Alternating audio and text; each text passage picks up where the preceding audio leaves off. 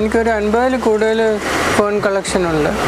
നമ്മൾ വളമിട്ടാൽ ഇത് പട്ടുപോകും. പ്രാണികളകത്ത് വരുമ്പോഴത്തേക്കും ഇതിനൊരു മൂടിയുണ്ട്, ആ മൂടി ഇങ്ങനെ അടയും. ഈ കുപ്പിയിലുള്ളതൊക്കെ ഈ സക്കുലൻസ് എന്ന് പറയും, കാക്ടസിൻ്റെ ഒരു വെറൈറ്റിയാണ്. ഇത് സക്കുലൻറ്റിൻ്റെ ഒരു ചെറിയ മിനിയേച്ചർ ഗാർഡനാണ്. പിന്നെ അത് ഭയങ്കര മെയിൻറ്റെയിൻ ചെയ്യാൻ കുറച്ച് പ്രയാസമാണ്. എനിക്ക് 100-ൽ കൂടുതൽ ബെഗോണിയാസ് എനിക്കുണ്ടായിരുന്നു, ഒത്തിരി റെയറായിട്ടുള്ള. ആന്തോറിയം കുറച്ച് റെയറായിട്ടുള്ള കുറച്ച് വെറൈറ്റി ഉണ്ട്. ഒരു 20-25 വർഷത്തിന് മുമ്പേ ഞാൻ കളക്ട് ചെയ്തതാണ്. ഈ ഒരു പച്ചപ്പന്തൽ എത്ര കാലം കൊണ്ടാണ് ഇങ്ങനെ ഉണ്ടാക്കിയെടുത്തത്? ഇതൊരു 3 വർഷമായി. ഇത് മണിമുല്ല എന്ന് പറയുന്ന ഒരു സാധനമാണ്. എനിക്ക് ഈ ഗാർഡനിൽ ഏറ്റവും ഇഷ്ടമുള്ളത് ചെറി ബ്ലോസം എന്നും പറഞ്ഞാൽ ഗേറ്റിൻ്റെ മേളിൽ, അത് 40 വർഷത്തിൽ കൂടുതലായി. അത് ഒരു ഇംഗ്ലീഷ് ഫ്ലവറാണ്. ഈ ആംഗ്ലോ ഇന്ത്യൻസിൻ്റെ വീട്ടിലൊക്കെ ഉള്ളതാണ്. 40 വർഷത്തിന് മുമ്പേ കിട്ടി. അത് ഞാൻ ഇവിടെ കൊണ്ടുവച്ച് ഇത്രയും നന്നായിട്ട് ഫ്ലവർ ചെയ്യുന്നുണ്ട്. പക്ഷേ ചൂട് സമയത്താണ് ഇത് നിറച്ചും പൂ വരുന്നത്. ഇത് ഒരെണ്ണം ഹൈബ്രിഡ് ചെമ്പരത്തിയാണ്. ഒരു 40 വർഷമായി ഞാനിതിവിടെ വെച്ചിട്ട്. ഞാൻ ആർട്ടിഫിഷ്യൽ മെനുവേഴ്സ് ഒന്നും കൊടുക്കാറില്ല. ചാണകം മാത്രമാണ് മെയിനായിട്ട് കൊടുക്കുന്നത്. ഉള്ള ശക്തി മുഴുവനും എടുത്താണ് ഈ ഫ്ലവർ ഇങ്ങനെ ചെയ്തുകൊണ്ടിരിക്കുന്നത്. പക്ഷേ പ്ലാന്റിൻ്റെ ലൈഫ് പോവും. അതിൽ ബെഗോണിയയ്ക്ക് ഒരു പ്രശ്നമുള്ളത്, ചാണകം ഇടുമ്പോൾ അതിൽ പുഴു വരും, ഈ പെട്ടെന്ന് പട്ടുപോകും. അപ്പോൾ അവർ പറയും ഇവിടെ ഇരിക്കുമ്പോൾ നല്ലൊരു ആംബിയൻസാണ്, അപ്പോൾ ഇവിടെ ഇരുന്ന് വരയ്ക്കാനും ഇതൊക്കെ ചെയ്യാനും അങ്ങനെ കുറേ സ്റ്റുഡൻസ് വരുന്നുണ്ട്. ഇപ്പോൾ ആദ്യത്തെ ഇൻ്റർവ്യൂ ആണ് ചെടിയെക്കുറിച്ച്. ഇതൊക്കെ എൻ്റെ ആർട്ട് ആൻഡ് ക്രാഫ്റ്റാണ്. ഞാൻ കുറേ വർഷങ്ങളായിട്ട് 10-40 വർഷമായിട്ട് ചെയ്ത വർക്കുകളാണ് ഇവിടെ കാണുന്നത്. ജെഇ ഫെർണാണ്ടസ്, എൻ്റെ ഫാദർ ഇവിടെ മേയറായിരുന്നു 53-54, 2 വർഷം മേയറായിരുന്നു. തിരുവനന്തപുരത്ത് ആദ്യമായി മില്ലറ്റ് വിഭവങ്ങൾക്കായുള്ള എക്സ്ക്ലൂസീവ് റെസ്റ്റോറന്റായ മില്ലറ്റോ കഫേയുടെ ആദ്യ ഔട്ട്ലെറ്റ് സ്റ്റാച്യു പ്രസ് റോഡിൽ ആരംഭിച്ചിരിക്കുന്നു. Milleto cafe, press road, statue, Thiruvananthapuram.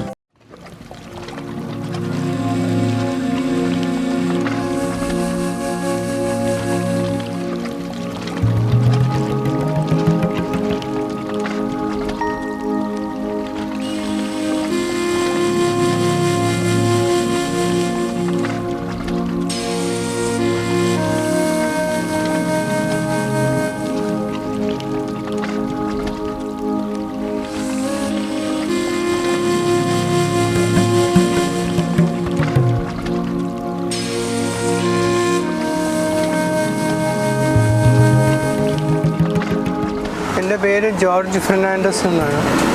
ഞാൻ ബാംഗ്ലൂരിൽ ഇംഗ്ലീഷ് അധ്യാപകനായിട്ട് വർക്ക് ചെയ്തു.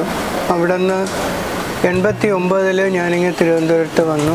അത് കഴിഞ്ഞിട്ട് ഞാൻ പേട്ടയിൽ പ്ലാന്റ്സിൻ്റെ ഒരു കളക്ഷൻ ആയിട്ടാണ് ഞാൻ ബാംഗ്ലൂരിൽ നിന്ന് വന്നത്. വളരെ റെയറായിട്ടുള്ള പ്ലാന്റ്സ് ആയിരുന്നു അവിടെ. ഒരു ചെറിയ നഴ്സറി പോലെയായിരുന്നു, പക്ഷേ എല്ലാം വളരെ റെയറായിട്ടുള്ള പ്ലാന്റ്സ് ആയിരുന്നു അവിടെ. ഞാൻ കളക്ഷൻ നല്ല 2-3 വർഷം അത് നന്നായിട്ട് ഓടി. അത് കഴിഞ്ഞിട്ട് ഞാൻ അവിടെ നിന്ന് ഇങ്ങനെ മാറേണ്ടി വന്നു. ഇപ്പോൾ ഊറ്റുകുഴിയിലാണ് താമസം. ഇവിടെ ഞാനൊരു ഹാൻഡിക്രാഫ്റ്റും പെയിൻറ്റിങ്ങും ഒക്കെ പഠിപ്പിക്കുന്ന ഒരു ഇൻസ്റ്റിറ്റ്യൂട്ടുണ്ട്. അവിടെ നിന്ന് ഞാൻ കുറേ പ്ലാന്റ്സ് കൊണ്ടുവന്നു. പക്ഷേ ഈ ചൂട് സമയത്ത് കുറേ പ്ലാന്റ്സൊക്കെ നശിച്ചു പോയി. എന്നാലും കുറേ കളക്ഷൻ എനിക്കുണ്ട്. ഇതിൽ ബെഗോണിയയും ഫേൺസുമാണ് ഞാൻ മെയിനായിട്ട് കളക്ട് ചെയ്യുന്നത്.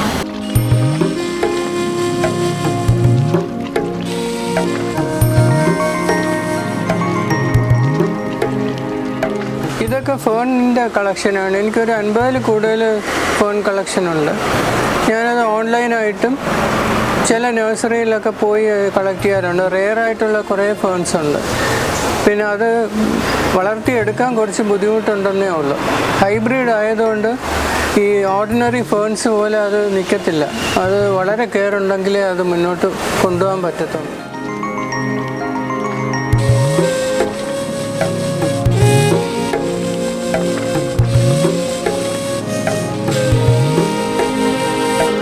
ഇത് ചെറിയ ചെറിയ സഞ്ചി പോലെ ഇങ്ങനെ വരും.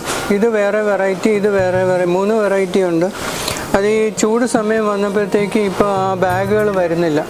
അതാണെങ്കിൽ ചെറിയ ബാഗ് വന്നിട്ട് അതിനകത്തൊരു പ്രാണി അതിനകത്ത് കയറുമ്പം അതിങ്ങനെ അടഞ്ഞു പോകും.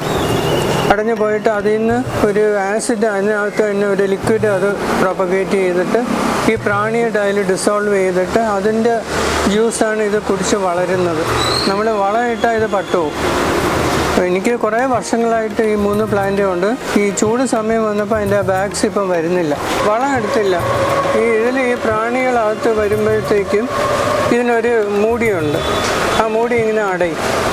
എന്നിട്ട് ഈ പ്ലാന്റ് ആ ബാഗ് തന്നെ ഒരു ലിക്വിഡ് ആസിഡ് പോലത്തെ ഒരു സാധനം അത് പ്രൊപ്പഗേറ്റ് ചെയ്യും. എന്നിട്ട് ഈ പ്രാണി അതിലങ്ങ് ഡിസോൾവ് ആവും. അപ്പോൾ ഈ പ്രാണിയുടെ ഇത് ആ ലിക്വിഡിനകത്തുണ്ട്. അതാണ് ഈ പ്ലാന്റ് എടുക്കുന്നത്, അതാണ് ഈ പ്ലാന്റിൻ്റെ ഫുഡ്. നമ്മൾ വളം ഇട്ട് കഴിഞ്ഞാൽ ഈ പ്ലാന്റ് പട്ടുപോകും.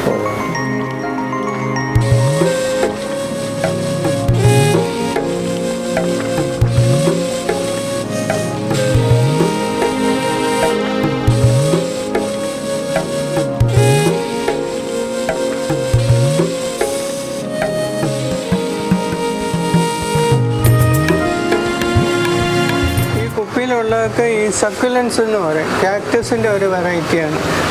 പക്ഷേ ഇതിന് നല്ല ചൂട് വേണം, വെയിലിൻ്റെ ഇത് വേണം, വെയിൽ വേണം. പക്ഷേ വെള്ളം അധികം വേണ്ട. ആഴ്ചയിൽ ഒരു ദിവസം കുറച്ച് ചെറുതായിട്ടൊന്ന് നനച്ചു കൊടുത്താൽ മതി.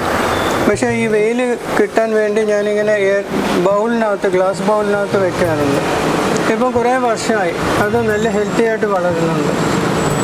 ഇവിടെ ഇതിപ്പം നട്ടതേ ഉള്ളൂ. ഇതൊക്കെ കുറേ നാളായി. ഇത് ഈ പ്ലാന്റ് ഞാൻ ആഴ്ചയിൽ ഒരു ദിവസം വെള്ളം ചെറുതായിട്ടൊന്ന് ഒഴിച്ചു കൊടുത്താൽ മതി. പക്ഷേ സക്കുലൻറ്റിൻ്റെ പുറത്ത് വെള്ളം വീണാൽ അത് അഴുകിപ്പോകും. പക്ഷേ നല്ല വെയിൽ വേണം, വെയിലിൻ്റെ ആ ചൂട് അതിൽ അടിച്ചാലേ അത് വളർത്തും. ഈ മണ്ണ് എത്ര മതിയാവും അല്ലേ? ആ മണ്ണ് ഇത് വളരെ സ്ലോ ഗ്രോത്താണ്. ഒരു 3-4 വർഷം കൊണ്ട് ഇത് ഏതാണ്ട് ഒരു ചെറിയ സൈസ് വരത്തുള്ളൂ. അത് ഞാനിപ്പം ചെറിയ ഇത് ഒടിച്ചൊടിച്ച് വെച്ചേക്കാണ്, അതിൽ നിന്നൊക്കെ തൈകൾ വരും.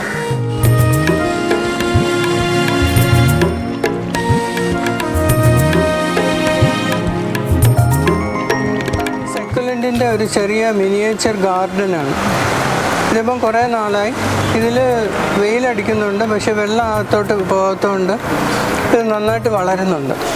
വെയിൽ വേണം, പക്ഷെ വെള്ളം വേണ്ട. ആഴ്ചയിൽ ഒരു ദിവസം ചെറുതായിട്ടൊന്ന് ഈ സക്കുലൻറ്റിൻ്റെ പുറത്ത് വെള്ളം വീണാൽ അത് അഴുകിപ്പോവും. അതുകൊണ്ട് അതും സൂക്ഷിക്കണം. പിന്നെ അത് ഭയങ്കര മെയിൻറ്റെയിൻ ചെയ്യാൻ കുറച്ച് പ്രയാസമാണ്. വെള്ളം ഒഴിക്കുമ്പോൾ അതിൽ ഇലയിലൊന്നും വീഴാതെ വെള്ളം ഒഴിക്കണം. അപ്പോൾ ഇതിനകത്ത് വരുന്ന കളകൾ നമ്മളെങ്ങനെ റിമൂവ് ചെയ്യും? അത് ചെറിയ ഒരു കത്രിയോ അങ്ങനെ എന്തെങ്കിലും ചെറിയ പ്ലെയേഴ്സിൻ്റെ ഇത് ലോങ് പ്ലെയേഴ്സ് ഉണ്ട്, അത് വെച്ചിട്ട് പതുക്കെ ഇങ്ങ് ഇളക്കിയെടുക്കും.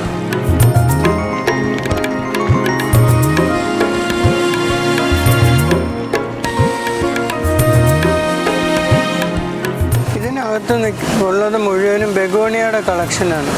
എനിക്ക് 100-ൽ കൂടുതൽ ബെഗോണിയാസ് എനിക്കുണ്ടായിരുന്നു, ഒത്തിരി റയറായിട്ടുള്ള.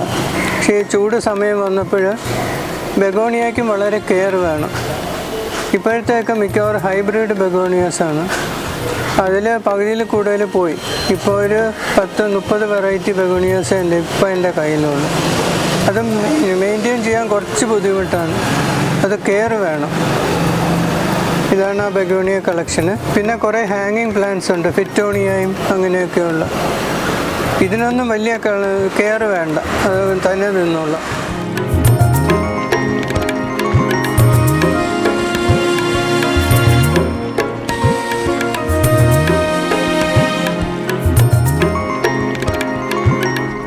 ആന്തൂറിയം കുറച്ച് റെയറായിട്ടുള്ള കുറച്ച് വെറൈറ്റി ഉണ്ട്. അതും ഈ ചൂട് സമയം വന്നപ്പോൾ അത് കുറേയൊക്കെ പോയി. ഇപ്പം വളരെ കുറച്ച് ഒരു 5-6 വെറൈറ്റി ഇപ്പോൾ കയ്യിലുള്ളൂ. ഇത് മദർ പ്ലാന്റാണ്. ഞാൻ ഇടയ്ക്ക് സ്പ്ലിറ്റ് ചെയ്തു. അത് ഈ ചൂട് സമയത്ത് സ്പ്ലിറ്റ് ചെയ്തതെല്ലാം പോയി. ഇപ്പം അല്ലാതെ ഇപ്പം വെച്ചത് മാത്രമേ ഉള്ളൂ എനിക്ക്.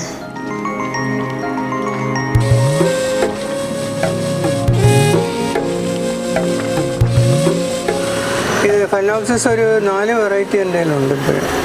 അത് ഒരുപാട് വർഷത്തിന് മുമ്പേ, ഒരു 20-25 വർഷത്തിന് മുമ്പേ ഞാൻ കളക്ട് ചെയ്തതാണ്. കലിംപോങ്ങിൽ എന്ന് പറഞ്ഞ ഒരു സ്ഥലത്തു നിന്നാണ് ഞാനിത് വരുത്തിച്ചത്. നല്ല ഹെൽത്തിയാണ്.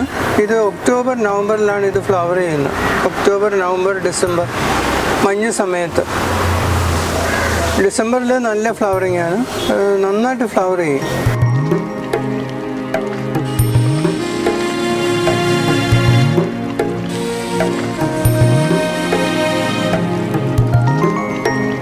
സാർ, ഈ കൂടുതലും ഇലച്ചെടികളോടാണല്ലോ ഒരു പ്രിയം. അതെന്തുകൊണ്ടാണ് അങ്ങനെ? അത് മെയിൻറ്റെയിൻ ചെയ്യാൻ എളുപ്പമാണ്. ഈ ഫ്ലവറിങ് പ്ലാന്റ്സ് ആണെങ്കിൽ ഇതൊരു ടൈം കഴിയുമ്പോൾ അതിനെ റീപോർട്ട് ചെയ്യണം. റീപോർട്ട് ചെയ്ത് അതിനെ കുറച്ച് കെയറൊക്കെ കഴിച്ചാൽ അത് ഫ്ലവർ ചെയ്യത്തുള്ളൂ. ഇതൊക്കെ ആണെങ്കിൽ എത്ര വർഷം വേണമെങ്കിലും നന്നായിട്ട് നിന്നോളൂ, ഹെൽത്തി ആയിട്ട് നിന്നോളൂ. ഈ ഒരു പച്ചപ്പന്തൽ എത്ര കാലം കൊണ്ടാണ് ഇങ്ങനെ ഉണ്ടാക്കിയെടുത്തത്? ഇതൊരു 3 വർഷമായി. ഇത് മണിമുല്ല എന്ന് പറയുന്ന ഒരു സാധനമാണ്. എനിക്ക് ഈ ഗാർഡനിൽ ഏറ്റവും ഇഷ്ടമുള്ളത് ചെറി ബ്ലോസം എന്നും പറഞ്ഞാൽ ഗേറ്റിൻ്റെ മേളിൽ, അത് 40 വർഷത്തിൽ കൂടുതലായി. അത് ഒരു ഇംഗ്ലീഷ് ഫ്ലവറാണ്. ഈ ആംഗ്ലോ ഇന്ത്യൻസിൻ്റെ വീട്ടിലൊക്കെ ഉള്ളതാണ്. അതിൻ്റെ ഒരു തൈ ഈ മണ്ണിൻ്റെ അടിയിൽ കൂടെ വേര് വന്നിട്ട് ഇവിടെ നിൽപ്പുണ്ട്. ഞാൻ അത് നട്ടതല്ല, അതിൻ്റെ വേര് ഇതിൻ്റെ അടിയിൽ കൂടെ വന്ന് ഇവിടെ തന്നെ അത് കിളുത്തണം. ഇപ്പോൾ ഈ കാണുന്ന അതാണോ? അല്ല, ഇത് അതിൻ്റെ കൂടെ മിക്സിങ് ആയിപ്പോൾ. ഫുള്ള് വൈറ്റ് പൂവായിരിക്കും. ഭയങ്കര സ്മെല്ലാണ്. ഒരു 7 മണിയൊക്കെയാണ് അത് ഈ പ്രാണികളൊക്കെ അട്രാക്റ്റ് ചെയ്യാൻ വേണ്ടി. ഇത് ചെറി ബ്ലോസം എന്ന് പറയുന്ന പൂവാണ്. ഇതൊരു ഇംഗ്ലീഷ് ഫ്ലവറാണ്. ഇത് സാധാരണ ആംഗ്ലോ ഇന്ത്യൻസിൻ്റെ ഒക്കെ വീടുകളിലാണ് ഉള്ളത്. ഞാൻ എറണാകുളത്ത് നിന്ന് എനിക്കിതിൻ്റെ ഒരു തൈ 40 വർഷത്തിന് മുമ്പേ കിട്ടി. അത് ഞാൻ ഇവിടെ കൊണ്ടുവച്ച് ഇത്രയും നന്നായിട്ട് ഫ്ലവർ ചെയ്യുന്നുണ്ട്. പക്ഷേ ചൂട് സമയത്താണ് ഇത് നിറച്ചും പൂ വരുന്നത്, വേനൽ സമയത്ത്. അല്ലാത്ത സമയത്ത് ഇത് വളരെ കുറച്ച് ഫ്ലവേഴ്സേ കഴിക്കുള്ളൂ. ഇത് വൈകുന്നേരം ഒരു 7 മണിയാകുമ്പം ഇത് ഭയങ്കരമായിട്ട് അതിൻ്റെ പെർഫ്യൂം പോലത്തെ സ്മെല്ലിങ്ങനെ വെളിയിലോട്ട് വിടും. ഭയങ്കര ഒരു ഇൻടോക്സിക്കേറ്റിംഗ് സ്മെല്ലാണ്.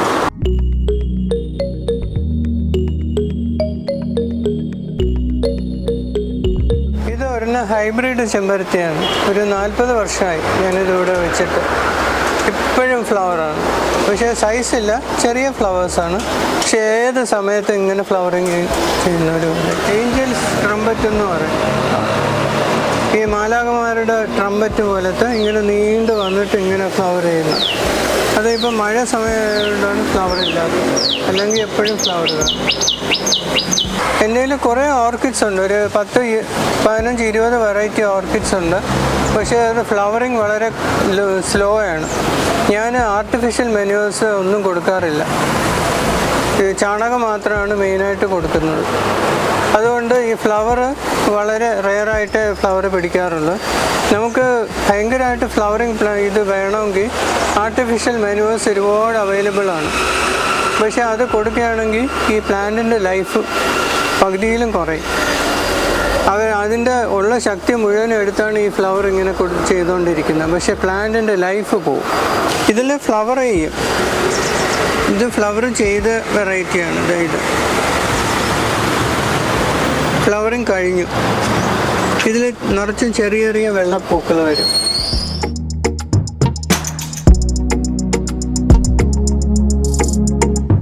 സന്ധ്യ ആകുമ്പോഴത്തേക്കും ഞാനിവിടെ പുകയ്ക്കാറുണ്ട്. അപ്പോൾ ഈ പ്ലാന്റ്സ് കുറച്ച് ഹെൽത്തി ആയിട്ട് വരും. പുക മാത്രമേ ഇതിന് കൊടുക്കാവുള്ളൂ. അപ്പോൾ ഈ പ്രാണികൾ, കൊതുകൊക്കെ ഇതിൽ ഒരുപാട് മുട്ടയിട്ട് ചെടി നശിപ്പിക്കും. അപ്പോൾ ഒരു 6:30, 7 മണിയാകുമ്പോഴത്തേക്ക് എല്ലാ പ്ലാന്റ്സിൻ്റെ ഇടയിലും ഞാൻ കുറച്ച് പുക കൊടുക്കാറുണ്ട്. ഇതിൻ്റെ പരിചരണമല്ല സാർ ഒറ്റയ്ക്കാണോ? ഞാൻ ഒറ്റയ്ക്ക്. വേറെ വളമായിട്ടൊന്നും ചെയ്യാറില്ലേ? ചാണകം മാത്രമേ ഇടാറുള്ളൂ. അതുകൊണ്ടാണ് ഈ ഓർക്കിഡ്സ് ഒന്നും വലിയ ഫ്ലവറിങ് ഇല്ലാത്തത്. ഓക്കെ. പിന്നെ ബെഗോണിയയ്ക്ക് ഇലകൾ നമ്മൾ കിട്ടുന്ന ഇലയൊക്കെ ഒരിടത്തിട്ട് അതിനെ അഴുകണം. അതിൽ കുറച്ച് ചാണകം കൂടെ ഇട്ട് കൊടുത്താൽ മതി. അതാണ് ചാണകം കൂടുതൽ ഇടാൻ പാടില്ല. ബെഗോണിയയ്ക്ക് ഒരു പ്രശ്നമുള്ളത്, ചാണകം ഇടുമ്പോൾ അതിൽ പുഴു വരും, ഈ പെട്ടെന്ന് പട്ടുപോകും. വെറും അഴുകിയ ഇലയും മണലുമാണ് ബെഗോണിയയ്ക്ക് ഏറ്റവും നല്ലത്. സ്വന്തം സന്തോഷത്തിന് വേണ്ടിയാണ് ചെടി വളർത്തുന്നത്. ഞാൻ കൊച്ചിലേ വളർത്തും. സ്കൂളിൽ പഠിക്കുമ്പോഴേ എനിക്ക് ഈ പച്ചക്കറിയുടെ തോട്ടം ഉണ്ടായിരുന്നു. അത് കഴിഞ്ഞ് പിന്നെ പഠിത്തമൊക്കെ ആയി. സാറിപ്പോൾ ഇവിടെ നോക്കിയാലും ഒരുപാട് ചെടികളല്ല, പക്ഷെ സെലക്റ്റഡ് ആയിട്ടുള്ള കുറച്ച് റെയർ ആയിട്ടുള്ള ചെടികളാണ്. അത് ശ്രദ്ധാപൂർവ്വം തിരഞ്ഞെടുക്കുന്ന ഞാൻ തിരഞ്ഞെടുത്ത് വാങ്ങിക്കുന്നത്. എനിക്ക് അതാണ് ഇഷ്ടം. ഈ റെയറായിട്ടുള്ള ചെടികൾ നമ്മൾ വളർത്തിയെടുത്തുകൊണ്ട് വരാൻ കുറച്ച് ബുദ്ധിമുട്ടാണ്. അതുകൊണ്ട് അത് വളരെ കെയറായിട്ട്. സാധാരണ നമ്മൾ ഇങ്ങനൊരു പച്ചത്തുരുത്ത് പട്ടണങ്ങളിൽ അധികം ആരും കണ്ടിട്ടില്ല. ഒരു പ്രത്യേക ഒരു രസമാണ് ഇവിടെ. നമ്മൾ അറിയില്ല, പുറത്തുനിന്ന് നോക്കിയിട്ട് അകത്തോട്ട് വരുമ്പോൾ വേറൊരു ലോകം അത്. സാറ് ഇത് ആദ്യമേ അങ്ങനെ ഫിക്സ് ചെയ്ത ഇപ്പം സിറ്റിക്കകത്ത് മതി അതോ വേറെ ഏതെങ്കിലും ഒഴിഞ്ഞ സ്ഥലത്ത് വേണമെന്നുള്ളത് അങ്ങനെ ഉണ്ടായിരുന്നു? ഇല്ല, ഞാൻ ഇവിടെ അങ്ങ് ഇഷ്ടപ്പെട്ട സ്ഥലമാണ്. കാരണം ഇവിടെയും പുറവശത്തൊക്കെ ഒത്തിരി ചെടികളായിരുന്നു. അപ്പോൾ എനിക്ക് ഈ ഒരു സറൗണ്ടിങ്സാണ് എനിക്കിഷ്ടം. വിസിറ്റേഴ്സ് ഒരുപാട് വരാറുണ്ടോ? എനിക്കിവിടെ ഇൻസ്റ്റിറ്റ്യൂട്ടാണ്, അപ്പോൾ കുറേ സ്റ്റുഡൻസ് ഉണ്ട്. അവർ എൻ്റെ അടുത്ത് പറയാറുണ്ട്, അവർ ചിലരൊക്കെ രാവിലെ വന്ന് വൈകുന്നേരമേ പോവുള്ളൂ. അപ്പോൾ അവർ പറയും ഇവിടെ ഇരിക്കുമ്പോൾ നല്ലൊരു ആംബിയൻസാണ്, അപ്പോൾ ഇവിടെ ഇരുന്ന് വരയ്ക്കാനും ഇതൊക്കെ ചെയ്യാനും. അങ്ങനെ കുറേ സ്റ്റുഡൻസ് വരുന്നുണ്ട്. ഗസ്റ്റായിട്ട് അങ്ങനെ ആരും വരുന്നില്ല. എനിക്ക് ആർക്കും അറിയത്തില്ല എനിക്ക് ഇങ്ങോട്ട് ചെടി കളക്ഷൻ ഉണ്ടെന്ന്. വെളിയിൽ നിന്ന് നോക്കി അറിയാൻ പറ്റും. ആർക്കും അറിയത്തില്ല. ഞാൻ ഇപ്പോൾ ആദ്യത്തെ ഇൻ്റർവ്യൂ ആണ് ചെടിയെക്കുറിച്ച്. ഇതുപോലെ റെയറായിട്ടുള്ള പ്ലാന്റ്സ് എനിക്ക് ഭയങ്കര ഇഷ്ടമാണ്, കളക്ട് ചെയ്യുന്നുണ്ട്. ഡൽഹിയിൽ നിന്നൊക്കെ ഞാൻ വരുത്തിക്കാറുണ്ട്.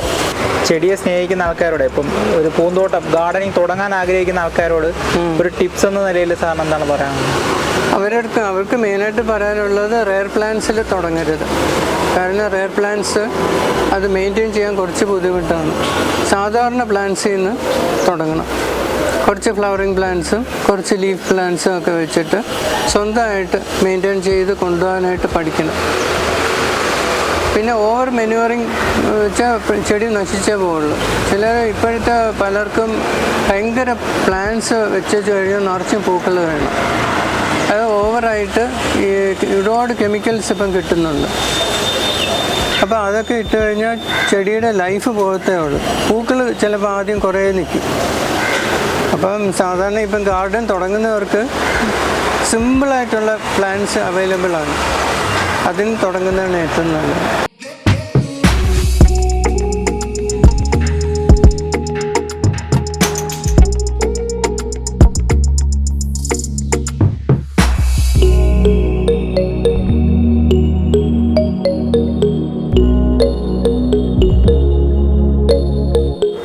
ഇതൊക്കെ എൻ്റെ ആർട്ട് ആൻഡ് ക്രാഫ്റ്റാണ്. ഞാൻ കുറേ വർഷങ്ങളായിട്ട് 10-40 വർഷമായിട്ട് ചെയ്ത വർക്കുകളാണ് ഇവിടെ കാണുന്നത്. ഇതും വേറെ മുറിക്കകത്തൊക്കെ ഉണ്ട്. ഇപ്പം ഞാനിത് ഈ വീട് ഒരു ചെറിയ ആർട്ട് ഗാലറി ആയിട്ട് മാറ്റിയിട്ടുണ്ട്. വാടകയ്ക്ക് ഇടയ്ക്ക് കൊടുക്കാറുണ്ട്. 2 മുറികൾ ഗാലറി ആയിട്ട് എടുത്തിട്ടുണ്ട്. എനിക്ക് ആർട്ട് ആൻഡ് ക്രാഫ്റ്റ് ഭയങ്കര ഇഷ്ടമാണ്. അങ്ങനെ കൊച്ചിലേ ഞാൻ ചെയ്യുമായിരുന്നു. ഇപ്പം ഞാൻ എൻ്റെ ജോലി കഴിഞ്ഞ് വന്നേ പിന്നീട് ചെയ്ത വർക്കുകളാണിത് കൂടുതലും. എനിക്ക് ക്രാഫ്റ്റാണ് കൂടുതലിഷ്ടം. പിന്നെ പെയിൻറ്റിങ്സും ചെയ്യാറുണ്ട്, മ്യൂറൽ പെയിൻറ്റിങ്ങും അക്രിലിക്കും ഓയിലും ഒക്കെ ചെയ്യാറുണ്ട്. പക്ഷേ കൂടുതലും ക്രാഫ്റ്റിനോട്ടാണ്. എൻ്റെ ക്രിയേറ്റീവായിട്ടുള്ള വർക്കുകളാണ്. ഇത് വേറെ ആരുടെയെങ്കിലും കോപ്പി ചെയ്തുള്ള വർക്കുകളല്ല, എല്ലാം ക്രിയേറ്റീവായിട്ട് അപ്പോഴെപ്പോഴും എനിക്കിങ്ങനെ തോന്നും എന്തെങ്കിലുമൊക്കെ ചെയ്യണമെന്ന്. അങ്ങനെ ചെയ്യുന്നതാണ്. വർഷത്തിൽ ഒരിക്കൽ ഞാനൊരു എക്സിബിഷൻ എവിടെയെങ്കിലും നടത്താറുണ്ട്. ഇതിനെക്കുറിച്ച് കുറേ ബുക്സും ഒക്കെ എഴുതിയിട്ടുണ്ട്. 10-12 ബുക്സുകളുണ്ട് ഇതിനെക്കുറിച്ച് ഞാൻ എഴുതിയിട്ടുണ്ട്. ഇതെൻ്റെ ഫാദറിൻ്റെ ഇത് ഫോട്ടോയാണ്. എൻ്റെ ഫാദർ ഇവിടെ മേയറായിരുന്നു 53-54 2 വർഷം മേയറായിരുന്നു. പേരെന്താണ്? പേര് ജെയ് ഫെർണാണ്ടസ്.